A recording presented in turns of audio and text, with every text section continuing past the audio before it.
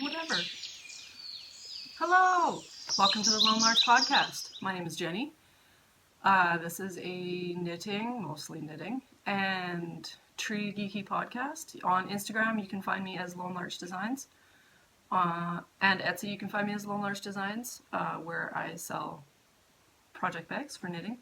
And on Ravelry, you can find me as Jentastic. Welcome! Hi, everyone! I'm sorry I have neglected recording, but here I am. So, moving on. I have no excuse for not recording. I have been home quite a lot, but there's just stuff's been happening and things have taken priority, so that's fine.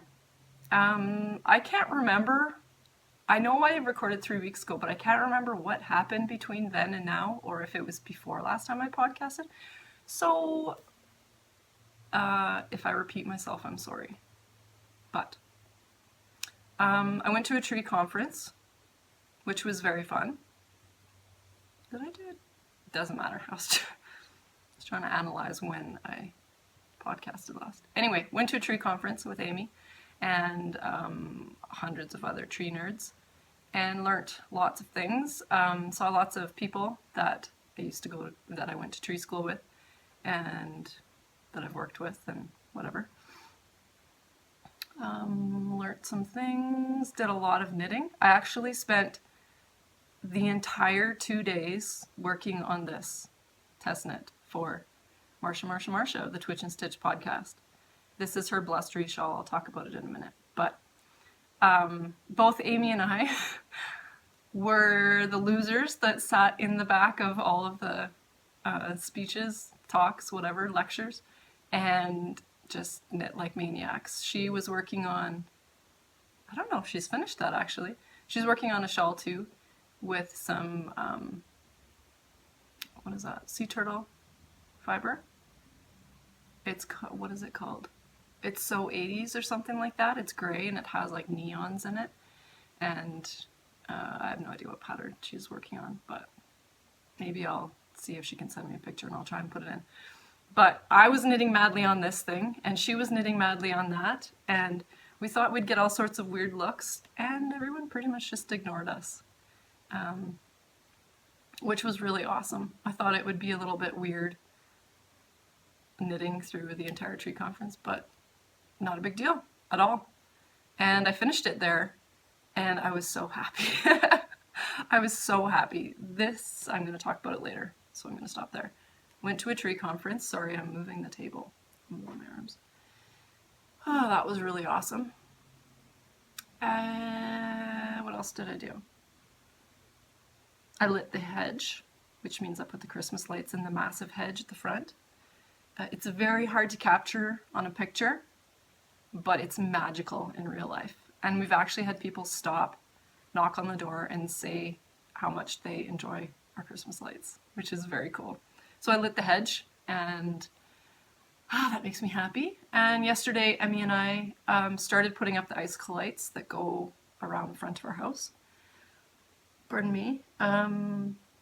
We didn't get all the way around because my brother showed up. Chris, my brother, he lives in Calgary. He was on his way home from Edmonton. He went up for the weekend to do some chiropractic oddity stuff. I don't really know exactly what he was doing. But he stopped by, and that was fantastic because I don't see him very often. He's a busy guy, and I'm a busy person. And even though we live an hour apart and I'm in Calgary quite often, we don't actually spend very much time together, which is terrible. But he used to live in Toronto, and I used to never see him at all. So I definitely see him more now than I did then. Justification, whatever. So yeah, the icicle lights are almost up. They make me so happy. And Kate, it's all thanks to you. It's all thanks to you, and I love it. And apparently I beat you putting up the Christmas lights this year, so get it together. I would like to see all of the magical lights at your house, please. Feel free to share all of your Christmas lights too. Okay, so I went down to April's house last weekend. April's my sister. And we were coming home from, my parents live in the same town that she does. I think we were coming home from their house. And it was dark. And okay, so one of April's neighbors does the most amazing Christmas display I may have ever seen. It's on par, if not better, with Candy Cane Lane in Edmonton. It's magical. I will insert a picture here. And the amazing thing is that April told me this is only half the display. This is only step one of the display of their Christmas lights. They have all sorts of like Santa sleighs and lit up animals and stuff that get put up later, but they had just put up all the tree and the house lights, and then they're testing those, and then they put up phase 2 of their Christmas decorations. Magical. I lost my mind. I ran over and took 1,000 pictures and some video and promptly sent it to Kate, because what would Santa do? Santa would share the magic Christmas lights, right? So that was amazing. Amy and I are going to see whatever it's called, Fantastic Beasts tonight. I'm so excited. Chris said he just saw it. He was so excited to tell me. He just saw it. I didn't even know he liked Harry Potter or that type of movie at all. He said it's one of his favorite movies now. It was so good. So Amy and I are going to see it tonight. Don't spoil it for me. This probably won't even be up by then, but that's okay. I can't wait. Did you love it too? I know I'm gonna love it because I love all things Harry Potter and can't wait. Yeah, there's been next to no tree work. Amy's tree care is closed for the season, but I'm still working with the boys haphazardly whenever it comes up. But I did split a lot of wood that has piled up at my house over the summer.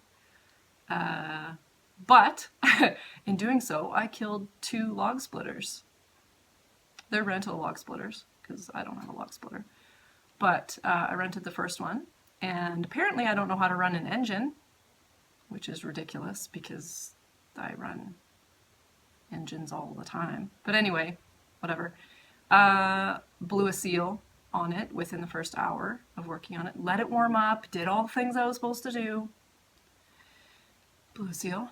That was fantastic. So I took it back, and after a while got their second wood splitter. couldn't get it started. Wrecked my wrists trying to get it started because it ripped the pull, ripped the pull cord out of my hand like 4 times. So the guy ended up coming, the mechanic, who's really, really good, fantastic to work with. He drove to my house. It's only like 5 minutes away, but he came and got it going for me. And then Kathy and I proceeded to work like maniacs to try and get all of the wood taken care of. Within an hour of starting that, a fuel line blew. So, in the course of a day and about a cord of wood, we figure it was about a cord that I did, I killed 2 log splitters. So that was magical. I really hope that they're actually going to rent to me again, but I'm pretty sure none of that was my fault, but I felt like a complete idiot not knowing how to run these machines, but I do because I've used them so many times before. I think it was just bad luck. So frustrating. So I still have maybe a cord and a half to split. Whatever, it'll get done when it gets done. And I'm going to try not to stress about it. I really wanted to get it done that day, but it didn't happen. A little comb over happening here. There we go. My hair's a little bit weird today. Who cares? It's dark. That was that. The wood is so pretty. I'm such a geek. There's something about split, stacked, nicely organized wood that just makes me so happy. I just wish it was all done and not maybe half of it. Annoying. Anyway, moving on. Let's talk about, oh no. Should I do For the Love of Trees now or after? Let's do it now. Why not? I'm going to drink some water first. So,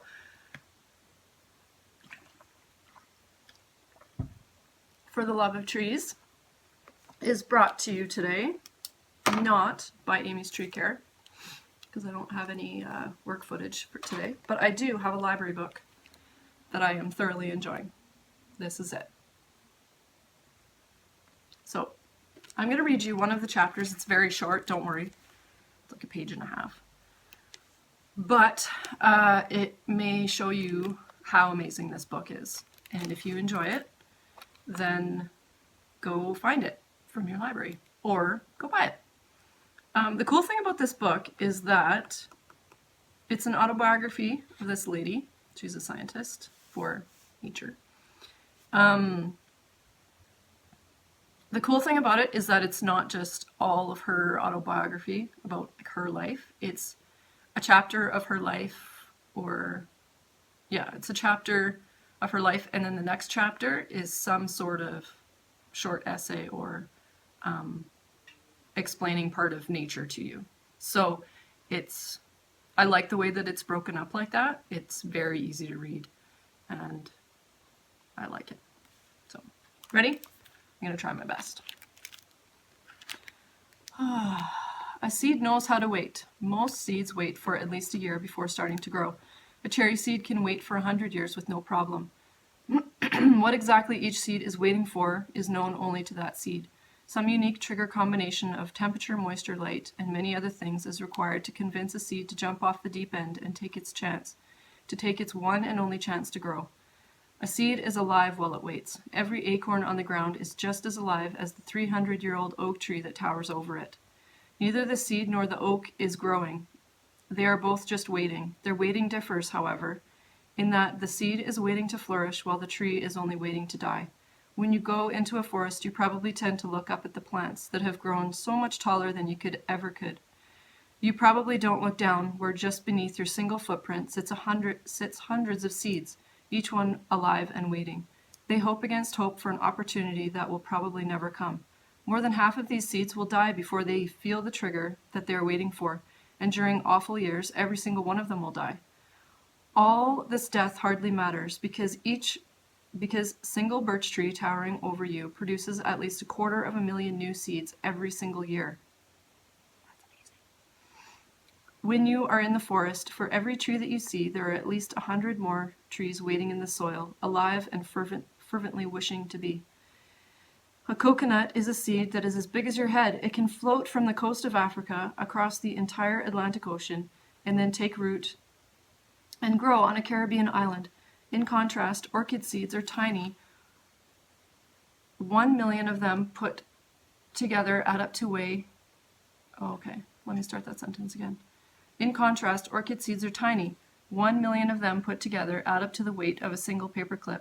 Big or small, most of every seed is actually just food to sustain a waiting embryo. The embryo is a collection of only a few hundred cells, but it is a working blueprint for a real plant with root and shoot already formed. When the embryo within a seed starts to grow, it basically just stretches out of its doubled over waiting posture, elongating into the official ownership of the form that it assumed years ago. The hard coat that surrounds a peach pit, a sesame seed, or a mustard seed, or a walnut shell mostly exists to prevent this expansion.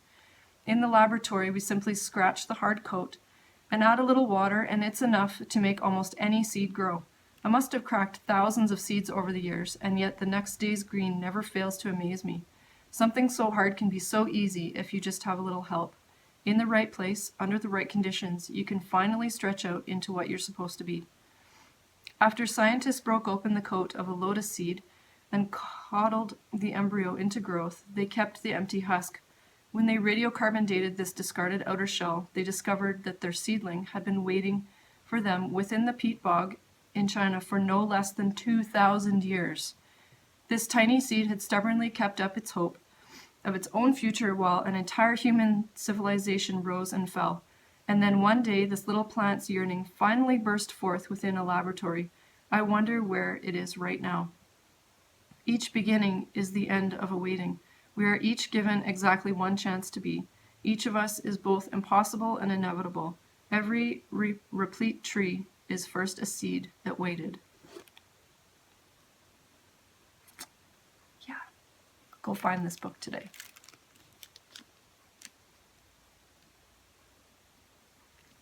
And that is For the Love of Trees. I adore her. She's fantastic. Okay, that's that. Let's talk about knitting. I have a lot of finished objects. I've been knitting like a mad person. So the first thing, sorry, earthquakes. Whiskey, why do you sleep on my ironing board? It's his favorite spot now. He sleeps there all the time. Oh, you're frustrating. Okay, doesn't matter. Sorta does. I feel bad because he's sleeping on cut bags waiting to be sewn. Don't worry, I clean them off and stuff, but you all love cats, right? You can't knit and not love cats, I think. I'm pretty sure you have to. That's part of it. So, Marcia has a new shawl pattern. I'm sure you guys have seen it on the Instagrams. It was released on November 15th, and I did a test knit for her. I knit this thing so fast. Well, it's not that I'm a slow knitter, but I have a lot of other things going on, so it was a lot of knitting to do in a 2-week period, I suppose. You use almost exactly 2 skeins of yarn. I wrote it down somewhere here, of the gray color, which is Flock Fibers. Oh, my cards are up there. Let's see if I can remember it. Flock Fibers, Mind Like Stone or something. I only had 3 grams of it left. I was stressing that I was going to run out, but I had 3 grams left. It was like the tiniest, well, it's like a mini. It's like a mini that you would send to someone for a square of their cozy memory blankets, right? It was that much that I had left, exactly. And then of the color, this one, I had 5 grams left. And this color is Riverstone. Is that what it is? Riverstone Points of Light colorway. Riverstone Yarns hand painted sock. I just did the project page, so I think I have it in my head. Yeah, Points of Light colorway. And this actually is a cashmere merino nylon blend that Marcia gifted me when she was here in the summer. So I thought that was fitting to use her yarn that she gifted me for her shawl. It's massive. I'm not going to be able to show you the whole thing because it's so big, but you can go look at my project page for it. It's called the Blustery Shawl. Did I even say that? That's what it's called, not just the Marsha shawl. There's a project page on my Ravelry that I actually did only because Marsha asked me to. I hate making project pegs. I mean project pegs. I don't I don't hate making project pegs. I hate making project pages on Ravelry. But I did it just for you, Marsha. So this is it. That's like the first 3 feet. And that's the main part. And then it's obviously the same on that end. It is huge. I didn't measure it, but this is my wingspan. I'm 5'6", so my wingspan is that, and there's still about a foot on either end. So 7.5, 8 feet long. It's gorgeous, and it's very squishy. You use a 5mm needle with fingering weight, so it's very airy. And I quite enjoyed it. The only thing I had trouble with was the long purling rows, because my hands and my wrists don't enjoy purling at all. So the last section, the color section right here that you do is stockinette, and so knitting across is no big deal of like 1,000 stitches, but purling back 1,000 stitches was really hard to stay motivated. But I was sitting at the tree conference listening to tree geeks and bug geeks and all sorts of that stuff, so I just kept going and my mind was somewhere else. So that is done and gorgeous, and I think I'm going to give it, well, I know I'm going to give it to Amy. Amy did the photo shoot for me. Well, she stood there and laughed, and I took pictures of her in her magical forest. But it looks really good on her, and it's very big, and I am a tiny person, and I've discovered that I need tiny shawls for me. They just work better for me. I enjoy them, and I wear them more. So, when I see Amy tonight, this will be for her. I just realized that. That's so exciting. We're going to go on a date, and I even have a gift for her. Maybe I should give her chocolates, too. Should I bring her chocolates? I may have some chocolates in the house. Halloween candy still. Oh, so I am very happy that that is done. It was a huge sigh of relief when I finished that bind off, let me tell you. That is that. Next thing is, pretty sure I finished these after I podcast last time. I hope so. In Gourd We Trust socks are complete. Very happy with the way they turned out. I'm very happy that I can wear them now because they have been waiting patiently on the wall, being displayed, waiting to be shown to you guys in the podcast. So I'm excited to pull these off and actually wear them. They turned out gorgeous. I absolutely love them. I did my rounded toe. If you want to know the instructions to my rounded toe, go into the podcast Ravelry group, which is the Lone Larch podcast Ravelry group. There's a thread that says Jenny's toe or Jenny's rounded toe or something like that. I've written out the instructions. So hopefully that makes sense for you. I haven't gotten any comments saying that it's not understandable. So my rounded toe, and then, oh, they're so pretty. I'm very happy with them. And then I did the rounded heel from Sock Architecture. It's the same heel that I did for my party socks, if you have been around that long. Quite like this heel. And then I knit until it was the same length as my foot, obviously. And then did 2x2, because I hate doing 1x1 rib. And I don't see I don't notice the difference in it staying up. So those are those. Very happy that those are done. Yes! I'll take them off the sock blockers. I need the sock blockers to show you something else. So those are done. Did I tell you what they are? I didn't tell you what the yarn was. I did these on 2.25s because that is my desired needle size. I think that they're my Hayas. I thought that they were my Addy or Sock Rockets, but I can't find them. I don't know. There's weird things happening with my needles lately. But 2.25s. The yarn is Yarn Ink in the Divine colorway. Yeah. So, ta-da! Those are done. And the next thing, Leanna, go away. Please. Christmas present time. Oh, by the way, Project Whip. Not that I can qualify for Project Whip, but those are two things that I'm done. Off the needles, obviously. And this is the third. Oh, I forgot to get my tiny socks. I'll have to go get my tiny socks. So, Leanna, did you leave yet? Go away. You can't see this. I really hope you don't watch this because I'll be disappointed if I've completely ruined the surprise. Yeah. Okay, so this is the Auspice by Lisa Much of Northbound Knitting. I'm trying to figure out how to show it to you so you can actually see it. This is one end, and then it grows. Can you see the rays going out of the eyelet rows? I hope so. So this entire shawl is done in short rows, which is really cool.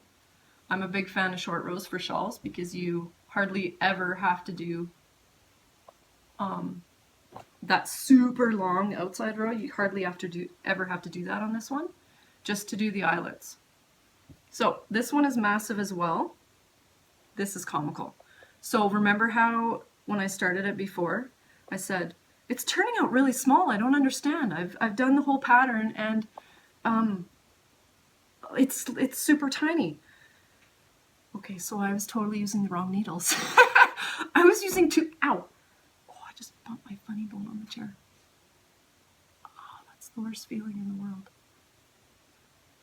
And okay, so I was using 3.5 millimeter needles. The pattern calls for US 8, I think, which is what? Not 3.5s? I'm gonna grab my thingy so I can actually, I think it was US 8 that it said, which is a 5, isn't it? Okay, hold on, US 8. Yeah, it's a 5. So I was supposed to be using a 5 that whole time, and I was using a 3.5. Yeah. I'm super smart. Anyway, the 3.5s that I was using were, I think they were only 24-inch, so I thought, okay, I'm going to get a bigger cable because it's like squished up onto this tiny little needle, right? So I went and got 4.5s thinking that was what I was using the entire time. Still not the same, still not the right needle size. Got them home, and then this is when I discovered that I was totally wrong about what I should have been using. So I used 4.5s and added on 2 extra sections. So when you saw it last time, I was going to put it on, but I have to show you, I guess. When you saw it last time, it was only here.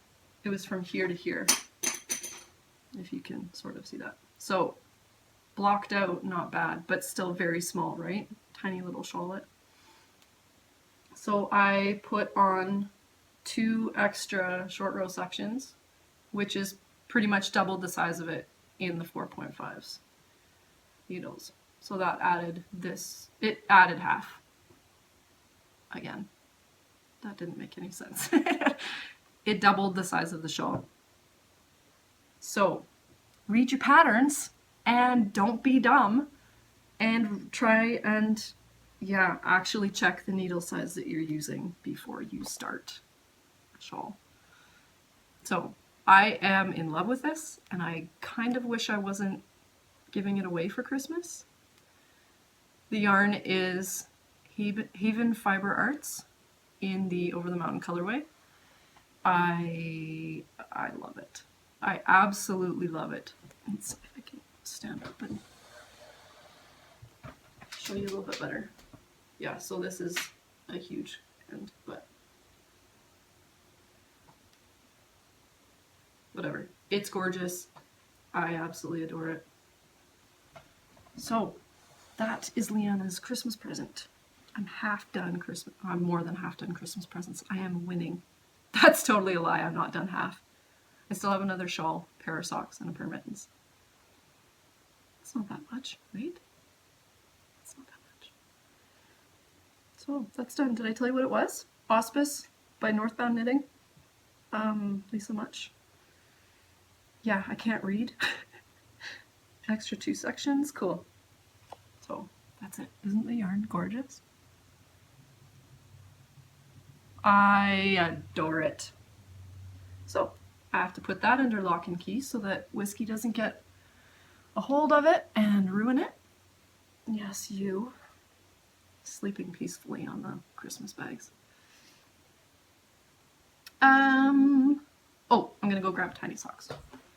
Hold on 1 second.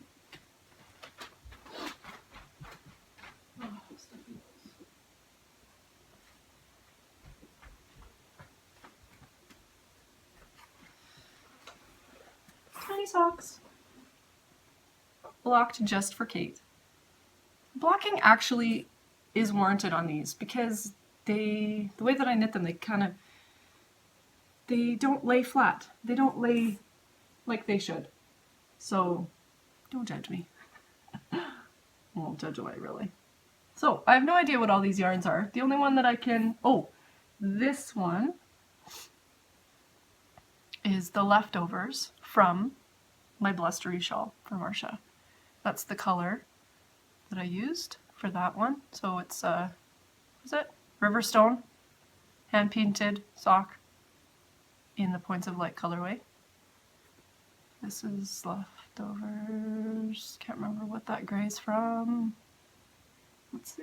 Doesn't matter. That's Kate Celine from Kate. This is a start of a sock blank. This is a funny story.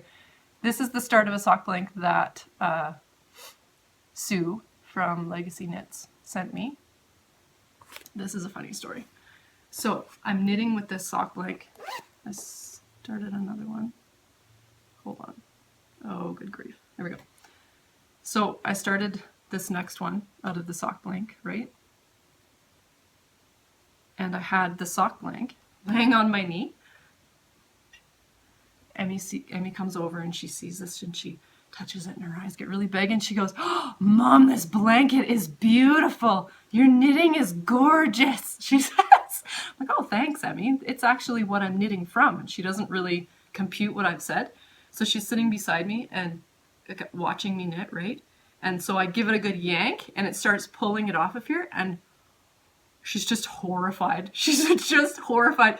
"You're ruining the beautiful blanket." She freaked right out. And I said, "Emmy, it's fine. This is what you're supposed to do. They make the pretty colors on the blanket and then you turn them into other things so that you get a cool pattern." And she just looks at me. She's just, I don't know if she was angry or what, but she just looks at me and she goes, "The blanket is prettier." And she walked away. I couldn't stop laughing. I thought it was hilarious. But look at how fun it is. Looks like it's the same color as my walls, but it's much more yellow. I'm really enjoying knitting from a sock blank. I totally get it now. I totally get it. Oh, and I made another one this is another one from the sock blank. Hasn't been blocked yet. Can't really tell. Maybe I won't block that one. Perfect. So, next podcast, you will see what I am making out of all of these mini socks, because I have to now make the garlands and then get them sent out for Christmas. So that is coming up. Did I lie to you? I totally lied to you. I don't know if you care, but this one is not. This is not Rundlestone, or not Rundlestone. That's the spot in town. This is not Riverstone. This is from a mini that Sue sent me from Legacy Fiber Arts. I'm pretty sure this is Spellbook. Does that make sense? It wasn't marked, but I think it's Spellbook. That might be a lie. I don't know what it is, but it was fun to knit with, and I thoroughly enjoy Chelsea's, Sue and Chelsea's colorways. So, tiny socks. I already started another mini sock with, that's the rest of my Haven yarn from the Auspice.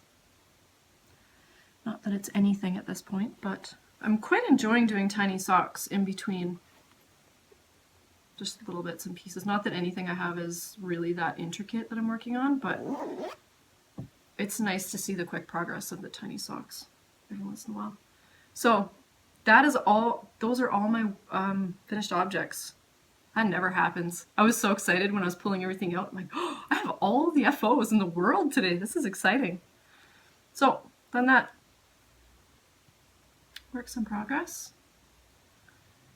I can't remember, once again, if I showed you that this sock is done. This Mud Punch sock. I think I showed you. This one's done, and I've started the second one.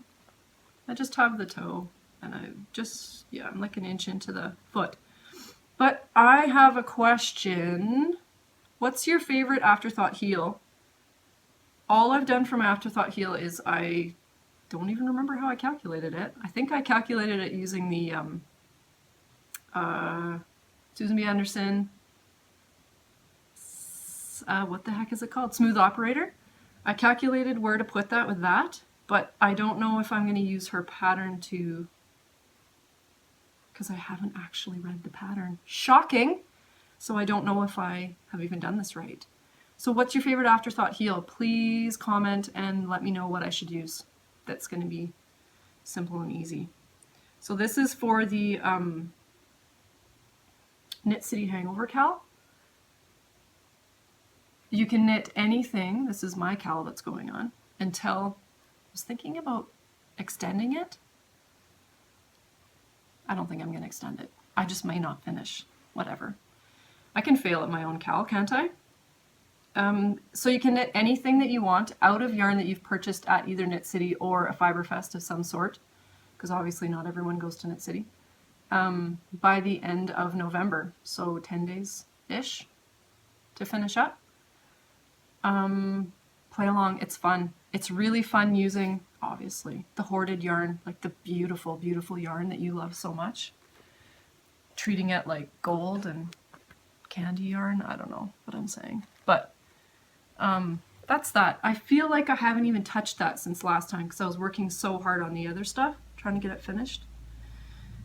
So that is in the works. The other thing that is in the works is socks for my brother, Chris. I had to hide them when he was here yesterday. He didn't know. I hope he doesn't know. Leanna, don't tell him if you're watching, or anyone else that knows my brother. So these are the Weasley's Homestead socks by somebody. The lady that does all the Harry Potter socks. What's her name? Erica Luder? Luder? They're very simple. What is that? Oh, I thought it was the camera doing weird things, but it's it's my needles. It's a very simple, just knit purl and then you switch. It's a free pattern, so yes, it's a free pattern. Very simple, like basket. Is that even the right word? Basket weave pattern. It's fun because it's just enough to keep me interested, and because it's the rib, it just has a little bit of stretch. So because I'm terrified that they're not going to fit them, I think that this is a good compromise. And thank you to everyone who commented on that, telling me what I should do for Chris's socks. So isn't it gorgeous? I'm really enjoying working on these. A lot of it is the yarn that I'm enjoying so much, and because it's just socks and mindless, but the yarn is Rockin' a Tree yarn in the Camp Out colorway. This is yarn that I've been hoarding forever. trying to figure out what to do with it, and this is the perfect application. I just realized how that's pooling. It looks really cool. So that's on the go. I'm working on these as hard as I can so that those are done for Christmas. I'm working on tiny socks. That's that. So there's just a couple things. I was going to show you the other two things that two things that I am working on for Christmas. Oh, the light just changed really weird. Oh, it's because of the door. Okay. The sun is so low right now in the winter. The sun is so low that he's like right at the window line all day long. So depending on the time of day, you're getting blinded by the light. Not that I'm complaining that it's sunny out in the winter. That is one awesome thing about living in Alberta is the sun is out a lot, and that's really good for me and seasonal depression issues. So the other thing I'm going to start I'm going to a movie tonight, not tonight, at some point very soon, is I need a shawl. I don't need a shawl. I'm making a shawl for Donnie. Does everybody know who Donnie is? Donnie is my third mother-in-law. Yes, she's my third mother-in-law, mom. I can't remember the conversation we had about this, but she's a good friend of Jared's mom's, and she's a very good family friend on that side. And over the last couple of years, we've gotten to know her really well. And she is coming for Christmas, so I chose her. We didn't actually draw names. I got to choose her first because I'm greedy, and not greedy. I'm doing the pulling of the names, so I thought I'm going to choose who I want. So I chose Donnie, and I am going to make her a shawl out of this yarn. Can anyone name the yarn? I'll give you one guess. Haven Fiber Arts. Is that her name? I'll put it at the bottom. She just changed her name again, so I'm not sure. I'm pretty sure it's Haven Fiber Arts. Fiber and whatever. I'll put it at the bottom. In the book Boyfriend colorway. Isn't it awesome? It is so perfectly Donnie that I can't even handle it. It's so perfect, and I'm really excited to start it. So I am not making a 2-skein shawl for her because it's unnecessary. She's a very tiny lady, just like me. So I wanted to do a 1-skein shawlette for her to enjoy. Hopefully she loves it. I made her socks last year and she lost it. She loved them. So knitworthy. The pattern I am using, I don't know what it's called because I didn't print the first page. Hopefully it's in here somewhere. All I have is Hohi. It's a Hohi pattern. Hohi Locatelli. Broken Wings. It's called Broken Wings. It's a little bit of lace, but it's not like frilly feminine lace. Did you see how my face just went like that? It's not that I don't like frilly feminine lace, but it's a short line. Okay, so I'm going to hold it up like this so you can't see the pattern. But that is the general idea of what it looks like. It's just sort of like waves, lacy waves. So go look it up if you want to see it in more detail. The pictures on Ravelry are much better. So that is waiting to happen. I need to get that going soon so that I have a mindless sock and lace work as well.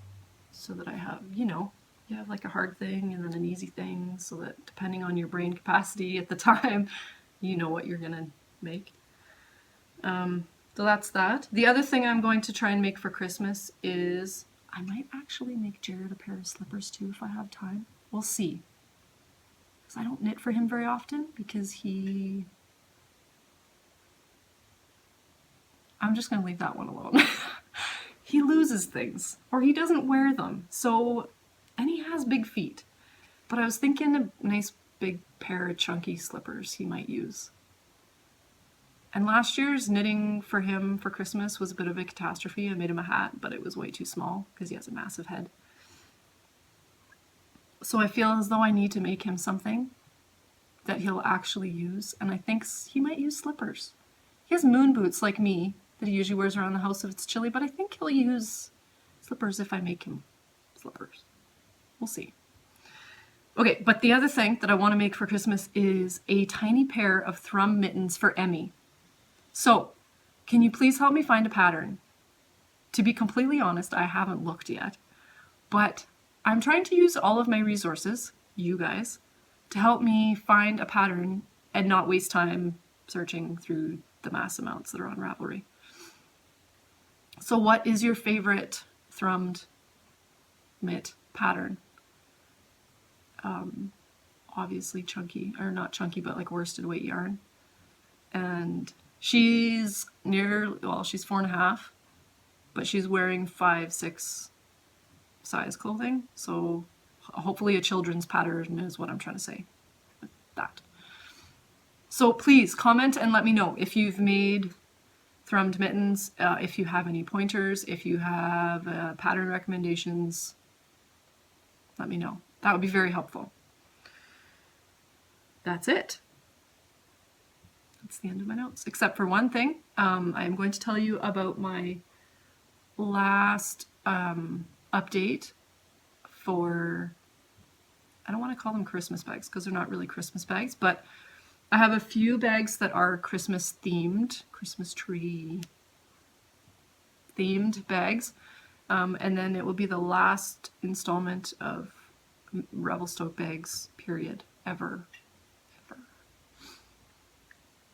Because as you can imagine, making 1,000 mount and like Revelstoke bags gets kind of old. So, and honestly, I can't get the fabric anymore. There's only one color that's left and I'm over it. So I'm just going to make what I have and that will be that. Now, Kelly, one of the boys that I do tree work with, he just sent me a message this morning asking me if I could work Thursday and Friday. I was planning on having an update on Friday morning. I cannot work when an update happens because it seems like lately all hell breaks loose as soon as my update happens. Like I screw up the shipping, or I've forgotten someone's bag, or I'm a complete space cadet, or whatever. So I have to be home, or not busy anyway, when the update happens. So it'll either be Wednesday night, Thursday morning, or Friday morning, depending on when. I am so scatterbrained, it's ridiculous. Depending on if I even work on Thursday and Friday. But, like I always do, I will put a post on Instagram informing you of when this is going to happen. That's it. Depends on work. Everything depends on work. In case you haven't realized, I live my life day to day. Because I can't do it any way else, because nothing ever happens the way that it's planned. Jared has a saying, and it has become kind of our theme with powerline work. The only thing, no, I'm not going to be able to remember it. The only thing that you can plan on is that plans will change. So, I usually, and everybody that really knows me knows that I work like this, I usually have a plan A, a plan B, a plan C, a plan D, a plan all the way to Z. And then whichever happens to work out, awesome. But, so there's my plan A, plan B, and plan C. Either Wednesday night, Thursday morning, or Friday morning. But I'll let you know. That's all I have to say. I hope you guys have a great day. I hope that I've entertained you today. If you haven't been outside today, go outside. Get some of those awesome chemicals running around in your brain. Go for a short walk, even if it's around the block. And if you have sunshine, go enjoy it, because it's winter now and you have to take advantage of every sunny day because it's gray a lot of the time, right? Enjoy your day, friends. I love you all. Thank you. I appreciate you so much. All of the reviews that I've been getting on my bags lately have just been incredible and so full of love. It's insane, the amount of support that I'm getting, and I really appreciate every single one of you so much. I love you. See you soon. Bye. Big kiss.